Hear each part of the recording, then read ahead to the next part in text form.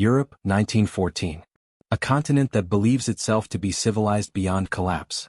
Railway stations hum with order. Diplomats exchange memoranda written in careful language. Monarchs, related by blood, rule ancient empires with inherited confidence. To the outside observer, Europe appears stable, governed by treaties, balance, and reason. But beneath this surface lies something rigid, something locked in place. Not chaos, not madness, but structure. A structure built from promises, mutual defense pacts, secret clauses, binding obligations. Agreements signed decades earlier by men long dead, now shaping decisions for men who no longer fully understand them. These are the alliances. They are presented as safeguards, as mechanisms of deterrence, as tools to prevent war by making its cost too high. Yet in the summer of 1914, these same alliances do not prevent catastrophe. They accelerate it. When a single gunshot echoes through Sarajevo, the sound does not remain local. It travels along diplomatic cables, through military timetables, across borders drawn in ink but defended by steel. Within weeks, Europe is at war. Not because one nation chose it, but because many felt they could not refuse it. This is the paradox at the heart of the First World War. Were alliances meant to preserve peace, or had they made war unavoidable? To answer this question, it is not enough to list treaties or name rival blocs. One must understand how alliances reshaped decision-making, compressed time, and removed alternatives. How leaders, confronted with crisis, found themselves trapped inside systems they could no longer control. The First World War does not begin with enthusiasm. It begins with resignation. In Berlin, generals study railway schedules with grim precision. In Vienna, ministers debate punishment, not consequence. In St. Petersburg, mobilization orders are weighed against honor. In Paris, alliance obligations override caution. In London, neutrality becomes impossible to sustain. Each capital believes it is acting defensively. Each claims necessity. Each invokes obligation. No state enters the war believing itself the aggressor. And yet the war comes. To understand why, the story must begin earlier, long before Sarajevo, before mobilization, before ultimatums. It begins in a Europe transformed by industrial power and haunted by insecurity. The 19th century had delivered unprecedented change. Railways collapsed distance. Telegraphs collapsed time. Factories produced weapons on a scale never seen before. Empires expanded, populations grew, and with them grew fear. Fear of encirclement, fear of decline, fear of being left alone in a hostile world. Out of this fear came alliances.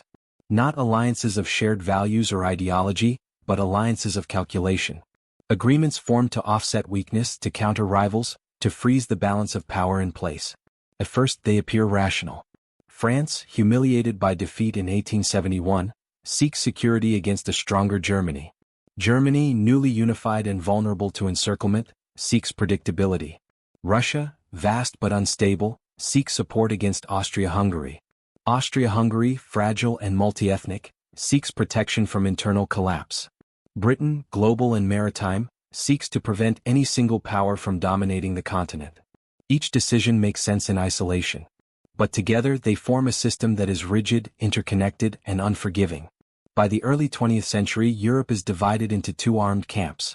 Not permanently hostile, yet constantly preparing. On one side, the Triple Alliance. On the other, the Triple Entente. These names suggest symmetry and balance. In reality, they conceal profound differences. Some alliances are formal, binding, and military in nature. Others are informal, political, and deliberately vague. Some demand immediate action. Others leave room for interpretation. And this imbalance matters. Because when crisis comes, ambiguity becomes danger. In the years before 1914, Europe experiences repeated shocks. Morocco, the Balkans, naval arms races, colonial disputes. Each crisis tests the alliance system. Each one ends without general war. This creates a dangerous illusion. Leaders begin to believe that the system works, that alliances deter escalation, that firmness brings stability. But each crisis also tightens the mechanism. Mobilization plans become more detailed. Railway timetables more precise. War plans more rigid. Diplomacy becomes less flexible, less imaginative. Time itself becomes a weapon. By 1914, once mobilization begins, stopping it becomes nearly impossible. Armies are no longer slow-moving forces that can pause at borders. They are industrial machines synchronized to the minute. And alliances ensure that no mobilization is ever isolated. One move triggers another. One order demands a response. One promise compels action. The system is no longer designed to absorb shock. It is designed to transmit it. In this environment, the assassination of Archduke Franz Ferdinand is not the cause of war, it is the trigger. A localized act of violence occurs in a volatile region. Austria-Hungary sees an opportunity to assert authority. Serbia denies responsibility. Russia feels compelled to protect a Slavic ally. Germany feels compelled to support its only reliable partner. France is bound to Russia. Britain is drawn in by treaty and strategy. No single decision creates the war. It is the chain that matters. The alliances do not merely define who fights whom. They define when diplomacy ends. In July 1914, leaders still speak of peace. They exchange telegrams, propose conferences, suggest mediation. But behind every diplomatic gesture stands a military reality shaped by alliance commitments. To delay is to risk isolation. To hesitate is to abandon allies. To compromise is to appear weak. And weakness in this system is dangerous. As the days pass, choices narrow.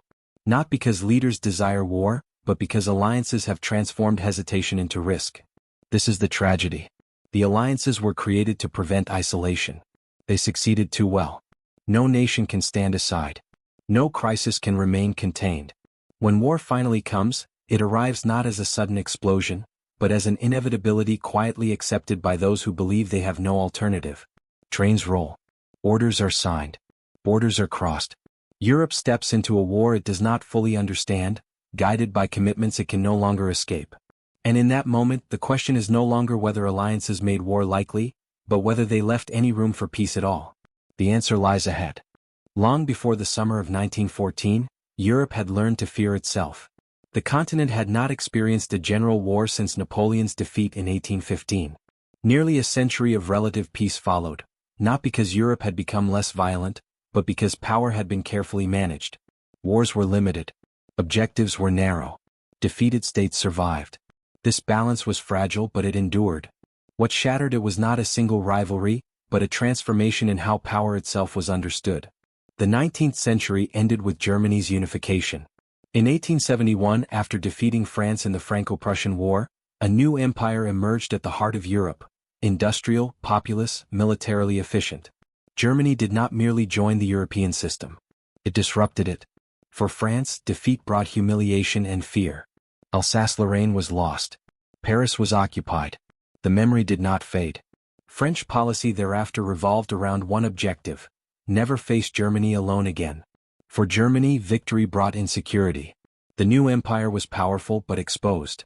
Surrounded by potential enemies, Germany feared encirclement more than confrontation. Its leaders understood that a two-front war would be catastrophic. From this mutual anxiety, alliances were born. Otto von Bismarck, Germany's first chancellor, recognized the danger early. His strategy was defensive: isolate France diplomatically, reassure Russia, and preserve peace through complexity. Germany became the hub of a web of treaties, some public, some secret, all designed to prevent alignment against Berlin. For decades it worked. But Bismarck's system depended on constant management. It required restraint, patience, and a willingness to compromise. After his dismissal in 1890, that restraint vanished. Germany's new leadership chose ambition over caution. Naval expansion challenged British supremacy. Colonial demands antagonized rivals. Diplomatic subtlety gave way to blunt assertion. Slowly, Germany drifted from mediator to threat. France seized the opportunity. Unable to defeat Germany alone, it sought an Eastern partner. Russia, humiliated by diplomatic isolation and threatened by Austro-Hungarian influence in the Balkans, proved willing. The Franco-Russian alliance of 1894 changed everything. For the first time, Germany faced the very scenario it feared most: the possibility of war on two fronts. What had once been theoretical now became operational planning. Alliance planning followed. German generals revised war plans. French officers coordinated strategy with Russian counterparts. Mobilization timetables were synchronized. War was no longer imagined, it was scheduled. Meanwhile, Britain watched from a distance. For decades, Britain avoided permanent alliances on the continent. Its security rested on naval supremacy and balance of power diplomacy.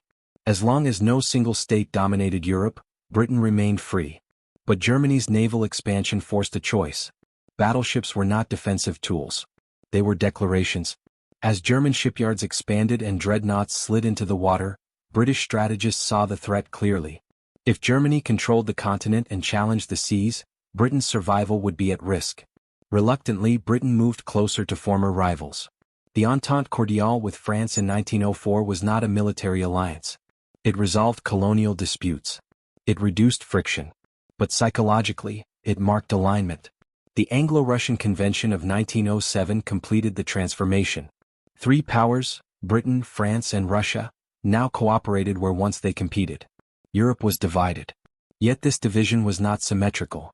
The Triple Alliance, Germany, Austria-Hungary, and Italy, was formal, treaty-bound, and military in nature. Obligations were explicit. The Triple Entente was looser. Britain made no automatic military commitment. Decisions would be made case by case. This imbalance created uncertainty. German planners assumed the worst. They believed Britain would intervene regardless of formal obligation. Planning proceeded accordingly. Fear became self-fulfilling. Nowhere was this fear more intense than in the Balkans. The Ottoman Empire was collapsing. As it retreated, power vacuums emerged. New states, Serbia, Bulgaria, Greece, sought expansion. Austria-Hungary feared internal fragmentation. Russia saw itself as protector of Slavic peoples. The Balkans became a testing ground for alliance resolve. The Balkan Wars of 1912 to 1913 nearly triggered general war. Armies mobilized. Diplomats panicked. Only last-minute restraint prevented escalation. But restraint came at a cost. Each crisis convinced military leaders that next time hesitation would be fatal. Mobilization plans were refined. Command structures hardened. Political leaders lost influence over military timelines. The system grew faster than diplomacy could control. By 1914, Europe existed in a permanent state of readiness. Alliances no longer merely promised support. They demanded preparation. They shaped budgets, training, and doctrine. Entire generations of officers were educated within their logic. Peace became conditional. War became procedural. No leader openly desired a continental war. But many believed it was unavoidable. Better to fight sooner on favorable terms than later under worse conditions. This belief did not come from hatred. It came from structure. Alliances had transformed insecurity into obligation. They reduced flexibility. They punished delay. They rewarded decisiveness. And when crisis returned to the Balkans in the summer of 1914, Europe would discover that it had built not a system of peace, but a machine that required motion. By the early 20th century, Europe did not merely possess alliances. It possessed plans built around them.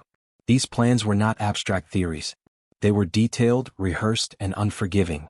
They assumed speed, certainty, and obedience. Once set in motion, they allowed little room for reconsideration. War, if it came, would not unfold gradually. It would arrive fully formed. Nowhere was this more evident than in Germany. German strategic thought revolved around a single overriding fear: a prolonged war on two fronts. To avoid this, German planners concluded that if war ever came, it must be decisive, and it must be fast. The result was a strategy that became doctrine. The Schlieffen Plan was not merely a plan. It was a promise, to politicians, to allies, and to the nation itself. A promise that Germany could defeat France quickly in the west, then turn east to face Russia before its vast armies fully mobilized. It was elegant. It was precise. It was merciless. The plan depended on alliances holding firm. Austria-Hungary would contain Russia temporarily. Italy would secure the southern flank. Speed would substitute for diplomacy. There would be no pause. France, for its part, had its own vision. French military doctrine emphasized willpower and offensive spirit. The loss of Alsace-Lorraine burned deeply into the national consciousness. French planners believed that bold attack, executed immediately, would compensate for demographic inferiority. Plan 17 reflected this belief. It promised momentum. It promised honor. It promised redemption. French leaders trusted that their Russian ally would force Germany to divide its forces. The alliance was not simply supportive, it was essential. French courage depended on Russian numbers. Russia, vast and slow, promised exactly that. Russian mobilization plans were immense in scale. Millions of men would be called up across enormous distances. The process was cumbersome, but its very size was meant to intimidate. Russian leaders believed their alliance with France would deter Germany. If deterrence failed, numbers would prevail. Austria-Hungary stood on weaker ground. The empire's alliance with Germany was its lifeline. Internally divided, militarily outdated, and politically fragile, Austria-Hungary relied on German backing to maintain great power status. Its leaders believed this support was unconditional. That belief shaped decisions. In Vienna, confidence replaced caution. The alliance promised protection, not only from foreign enemies but from consequences. Military planners assumed Germany would stand firm regardless of circumstance. Britain remained the great uncertainty. No treaty bound Britain to fight for France or Russia. But military conversations were underway. Naval coordination was discussed. Strategic assumptions were quietly made. German leaders chose to believe Britain would intervene anyway, and so they planned as if it were inevitable. Italy, officially part of the Triple Alliance, was unreliable. Its commitments were defensive. Its ambitions lay elsewhere. But its presence on paper mattered more than its reality. On maps and in memoranda, alliances created expectations. Expectations hardened into assumptions. Assumptions hardened into plans. By 1914, these plans were deeply embedded. Generals understood them better than politicians. Rail schedules were synchronized. Supply depots positioned. Mobilization orders drafted in advance. Once issued, they could not be easily reversed. This was the most dangerous promise alliances made. They promised certainty in a world that demanded flexibility. Diplomacy became secondary. Once alliances activated plans, political leaders lost control. Mobilization itself became an act of war. To mobilize defensively was indistinguishable from preparing to attack. And alliances ensured that no mobilization was ever isolated.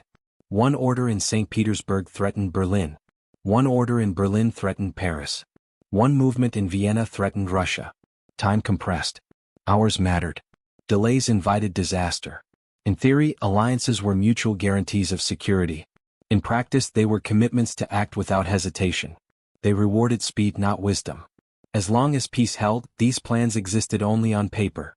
But their presence shaped thinking. Leaders began to see crisis not as a moment for negotiation, but as the first phase of execution. The promise of alliances was safety. The reality was momentum. And when the crisis came, suddenly, violently, and locally, Europe's leaders would discover that they had prepared not for prevention, but for inevitability. The assassination in Sarajevo was sudden. The response was not. For nearly a month after June 28, 1914, Europe remained suspended between peace and catastrophe. Diplomats spoke carefully. Governments consulted allies. Military staffs waited. But the machinery beneath the surface had already begun to turn. Austria-Hungary's decision to act against Serbia did not emerge in isolation. It was framed by alliance expectation. Vienna did not ask whether it could act alone, it asked whether Germany would support it. The answer came quickly. Germany's assurance, unconditional, emphatic, removed restraint. It was not a command to go to war, but it was a guarantee against consequence. Austria-Hungary now believed escalation was survivable. The ultimatum to Serbia followed. Its terms were deliberately severe. Designed not for acceptance but for justification. When Serbia rejected key demands, the path narrowed.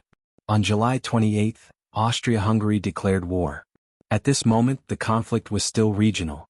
But alliances transformed it. Russia could not remain passive.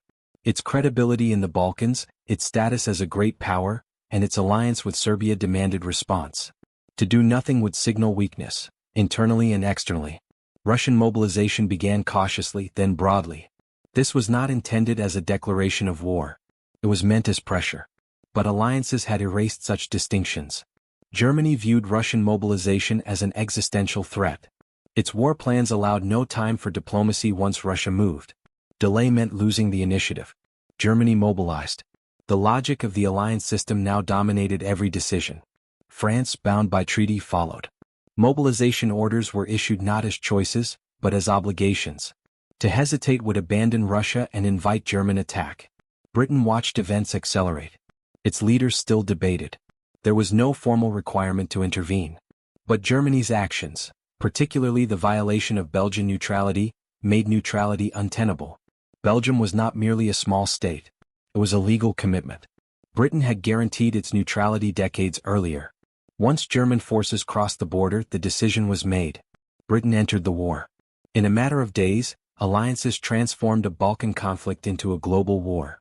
What made this escalation remarkable was not enthusiasm but speed. No declaration allowed time for reflection.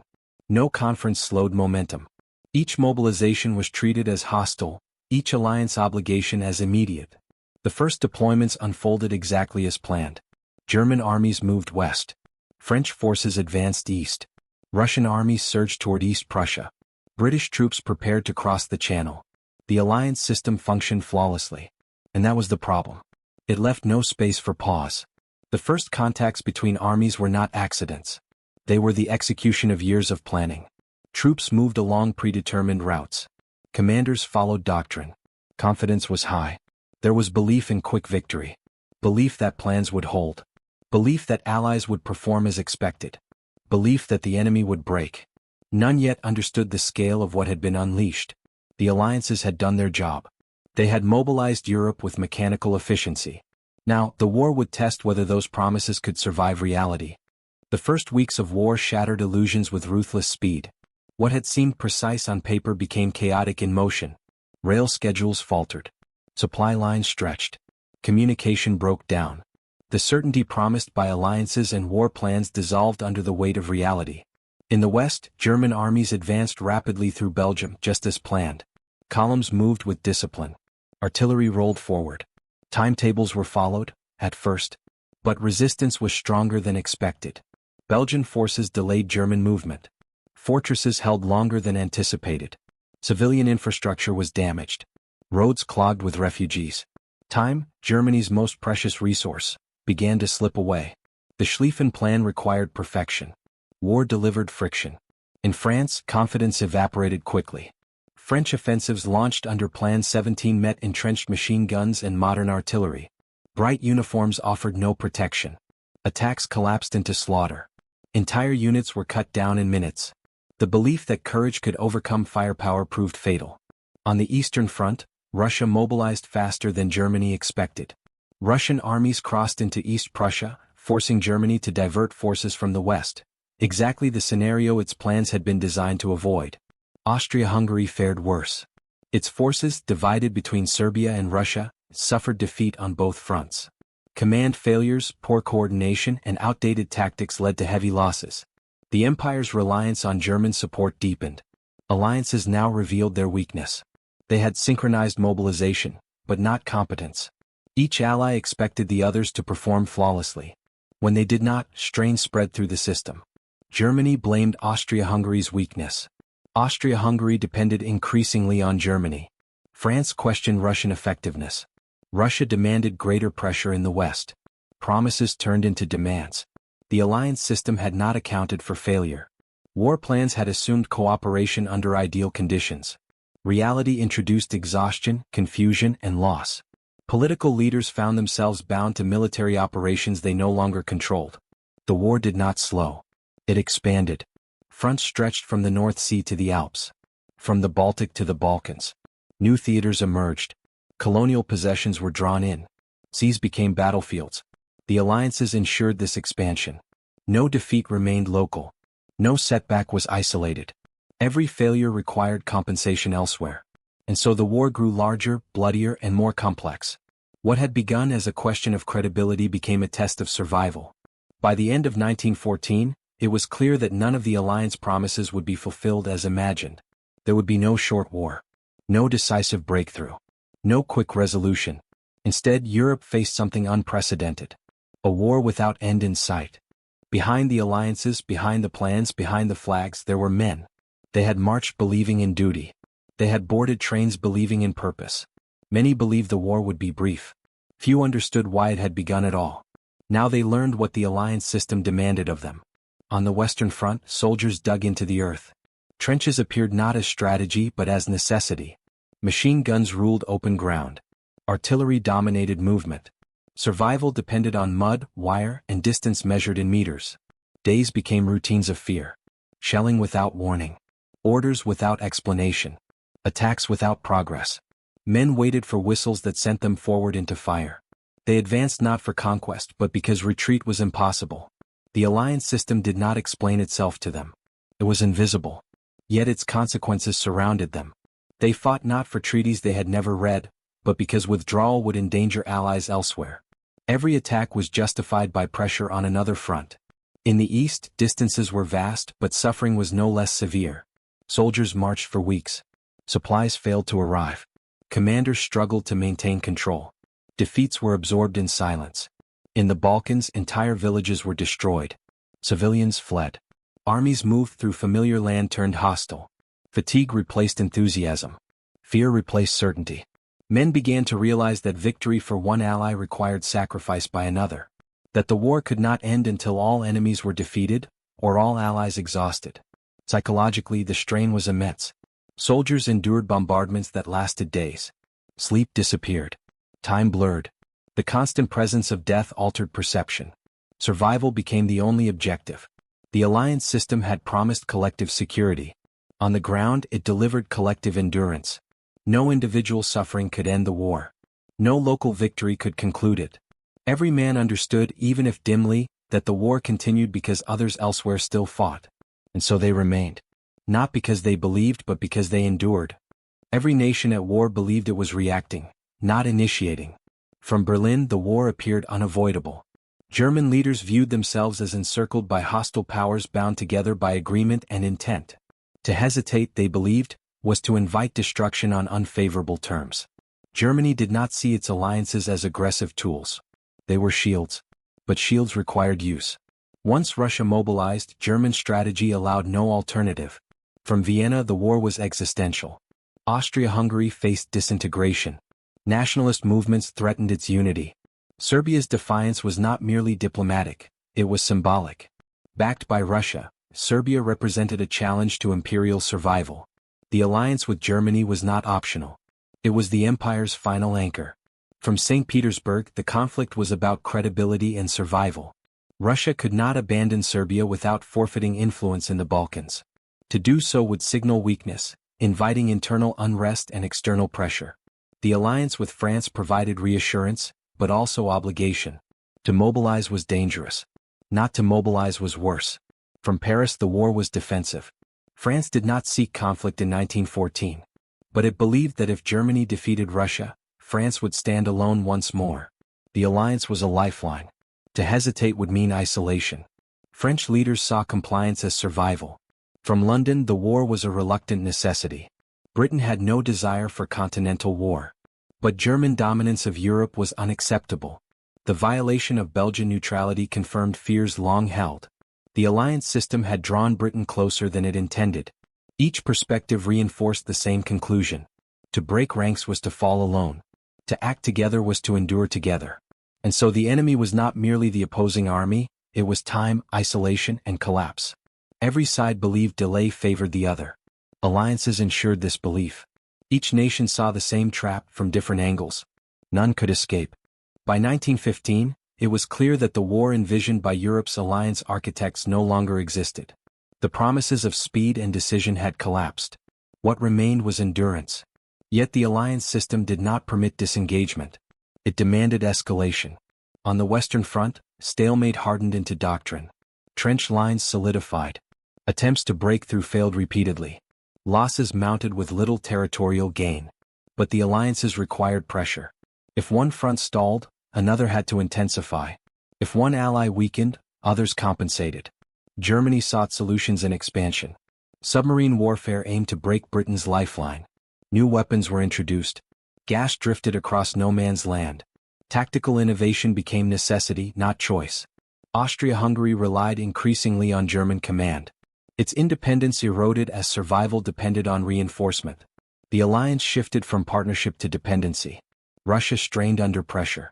Defeats, shortages, and internal unrest weakened its capacity. Yet the alliance with France and Britain compelled continued engagement. Withdrawal would doom partners and dishonor commitments. France endured. Its manpower declined but resolve hardened. British forces expanded to relieve pressure. The alliance evolved, coordination improved, command structures unified, strategy synchronized. Britain adapted industrially. Its economy mobilized fully.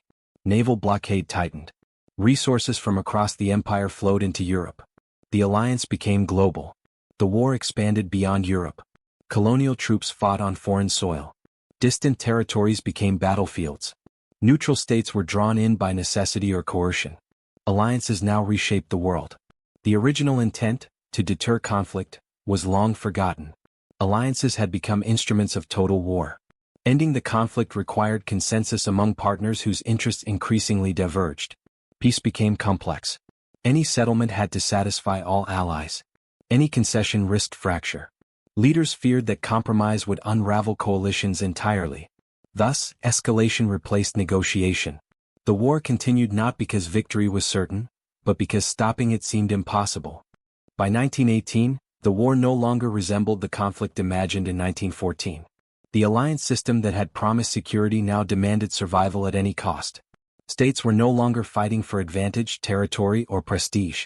They were fighting to justify sacrifice already made. Millions were dead. Empires were exhausted. Economies were hollowed out. Yet the alliances held, because collapse would mean that all suffering had been in vain. Germany, strained beyond endurance, made a final gamble. With Russia removed from the war after revolution and withdrawal, German leaders believed the alliance balance had finally shifted. Forces were transferred west. One last offensive was launched. It failed. The arrival of American power, drawn into the war through alliance dynamics and strategic necessity, tipped the balance. What had begun as a European system of treaties had become a global coalition. Austria-Hungary disintegrated from within. Bound together by alliance but fractured by nationality, the empire collapsed as military defeat accelerated political dissolution. The Ottoman Empire followed a similar path. Russia, once a pillar of the Entente, exited the war early, but paid a heavy price. Revolution destroyed the old order. The alliance had sustained the war. Its failure reshaped the state. Germany stood alone. Its allies were gone. Its economy starved by blockade. Its army exhausted. The alliance system that had once promised mutual security now revealed its final consequence: isolation and defeat. The armistice of November 1918 ended the fighting, but not the system that had produced it. Peace negotiations exposed the same flaw that alliances had revealed during war. Victory was collective. Responsibility was contested. Allied powers disagreed on punishment, borders, and future security. The defeated were excluded from meaningful negotiation. Compromise was replaced by enforcement. The Treaty of Versailles attempted to prevent another war by weakening Germany. But it preserved the logic of alliances. Security would be achieved not through flexibility, but through guarantees, obligations, and enforcement mechanisms. The outcome of the war redrew maps, but not mentalities. The alliance system had won the war. It had also ensured that peace would be fragile. The consequences were profound. 4 empires vanished. Millions were displaced. Political extremism gained ground. And the belief persisted that security depended on binding commitments rather than mutual restraint. The war ended, but the structure remained. In the aftermath of the First World War, Europe searched for meaning in catastrophe. The scale of destruction demanded explanation. The loss of an entire generation required justification. And so the war was often described as tragic, but unavoidable. A collision of forces too powerful to restrain. Yet inevitability is a dangerous conclusion. The alliance system did not make war certain in isolation. What it did was remove alternatives at the moment they mattered most. Alliances were designed to deter aggression by promising collective response. In theory, they raised the cost of war. In practice, they transformed fear into obligation and caution into weakness. They compressed decision-making. In July 1914, leaders did not have months to deliberate. They had days, sometimes hours. Mobilization schedules replaced diplomacy. Military logic overruled political judgment. Once alliances activated, leaders were no longer choosing peace or war. They were choosing loyalty or isolation. And isolation in that system was fatal. The deeper lesson of 1914 is not that alliances are inherently dangerous, but that rigid alliances tied to automatic military action are profoundly unstable in times of crisis. They discourage restraint. They punish compromise. They reward speed over reflection. The men who built Europe's alliance system believed they were preventing catastrophe. They believed that strength would preserve peace, and that clear commitments would prevent miscalculation. Instead, those commitments ensured that miscalculation could not be corrected. When the moment came, no state could step back without endangering its position. No leader could pause without risking abandonment. The system demanded motion, and so it moved relentlessly toward war. The legacy of the First World War shaped the century that followed. New alliances emerged informed by old failures. International institutions were created to manage crises before they escalated. Diplomacy became more formal, more permanent, more cautious. Yet the fundamental dilemma remained. Security built entirely on promises of force carries its own risks. When deterrence fails, escalation becomes automatic. When credibility becomes paramount, peace becomes fragile. The First World War stands as a warning, not about ambition or hatred alone, but about systems that leave no room for choice. The alliances of 1914 did not cause the assassination in Sarajevo. They did not invent nationalism or rivalry. But they ensured that a local crisis became a global catastrophe. In the end, the war was not inevitable because men wanted it. It became inevitable because they built a system that could not stop itself. That is the enduring lesson of World War I. Not that alliances lead to war, but that when alliances replace judgment, war becomes easier than peace.